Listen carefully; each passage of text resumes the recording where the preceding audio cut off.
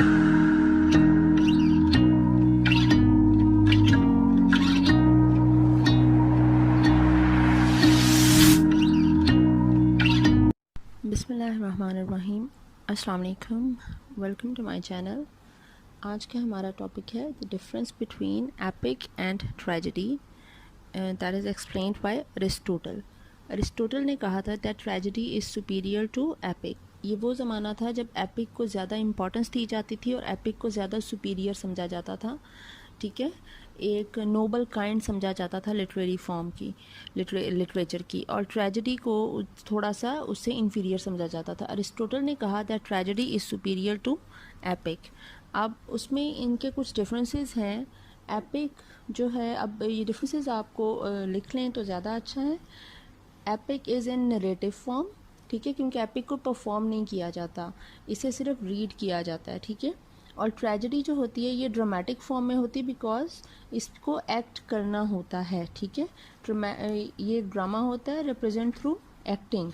दूसरी बात इसका डिफरेंस हो जाएगा that epic narrates in versified language. Epic को मोस्टली एक वर्स फॉर्म में लिखा जाता है, जबकि ट्रेजेडी जो है वो वर्स फॉर्म में या प्रोज फॉर्म में किसी भी तरीके से किसी भी फॉर्म में हो सकती है। ठीक है, एपिक जो है वो किसी एक्शन को इमिटेट नहीं करती, it does not imitate an action, जबकि ट्रेजेडी का नाम ही यह है कि that tragedy is an imitation of an action.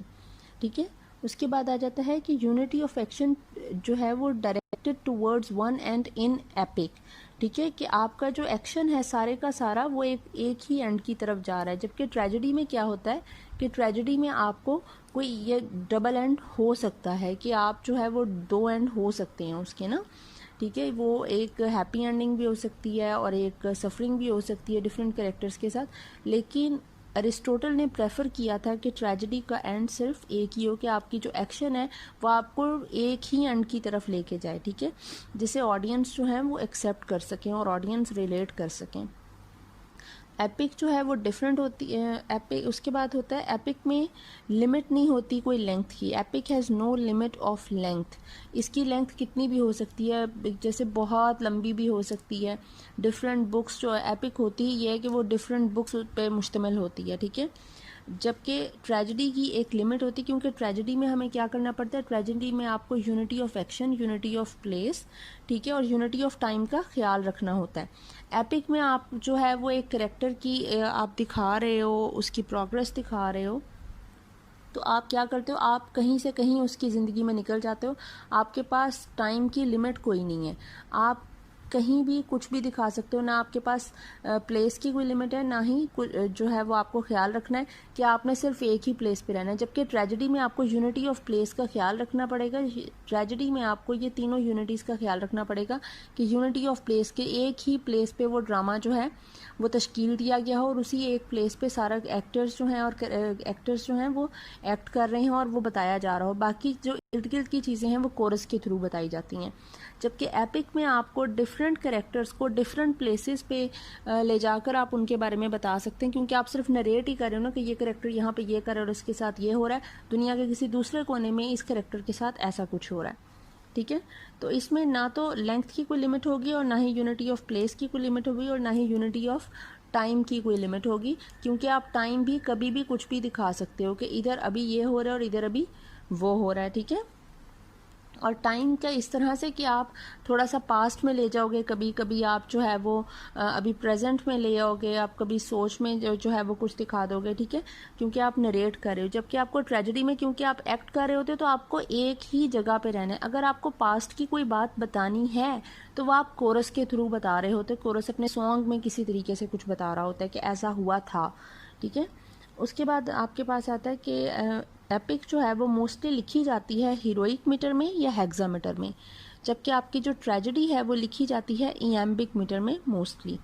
ठीक है, और epic allows more scope of marvellous and improbable because it's not performed in front of audience.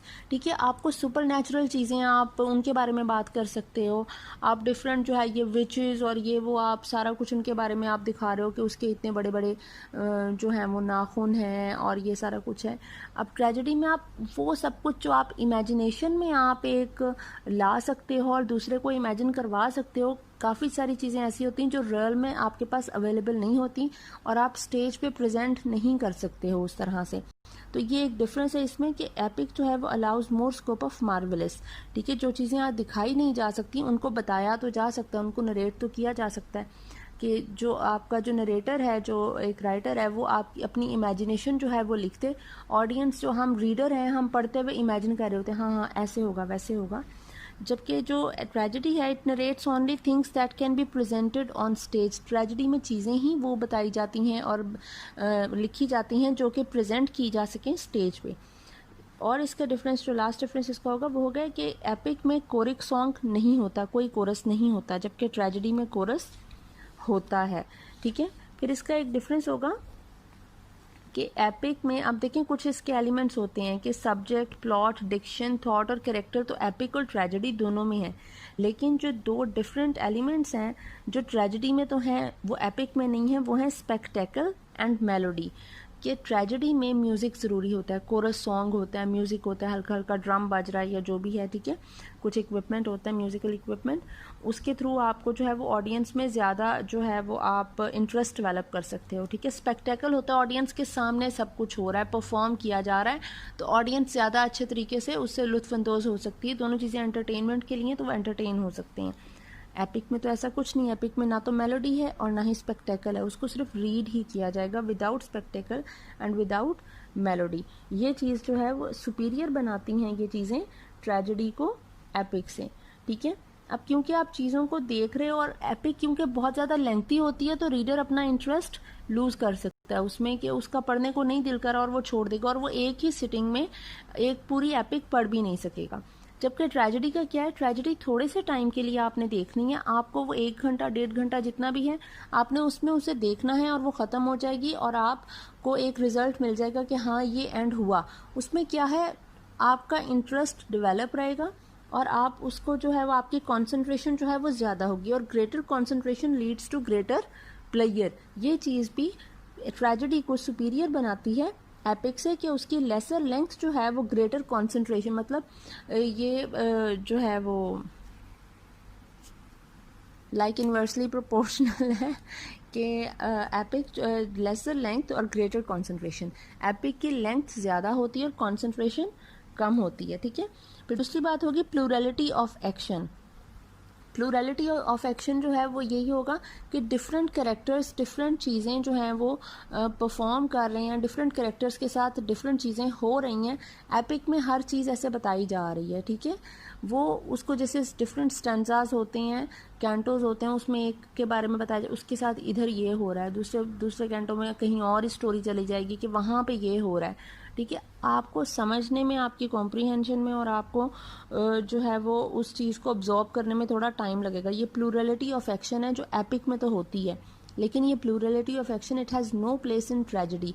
इसकी वजह से भी ऑडियंस इसके साथ ज़्यादा जो है वो समझ सकते हैं, ज़्यादा रिलेट कर सकते हैं और ज़्यादा इंटरेस्ट होता है उनका ऑडियंस का इसमें। ठीक है, इसीलिए ट्रेजेडी का जो है वो बेटर पोइटिक इफ़ेक्ट भी होता है क्योंकि वो आपके सामने परफॉर्म की जा रही है। ठीक है, और वो एक ही मीटर में लिखी जा रही है। तो ये कुछ चीज़ें थी, आई होप आपको समझ आ गई होगी। Please like and subscribe my channel. Thank you so much.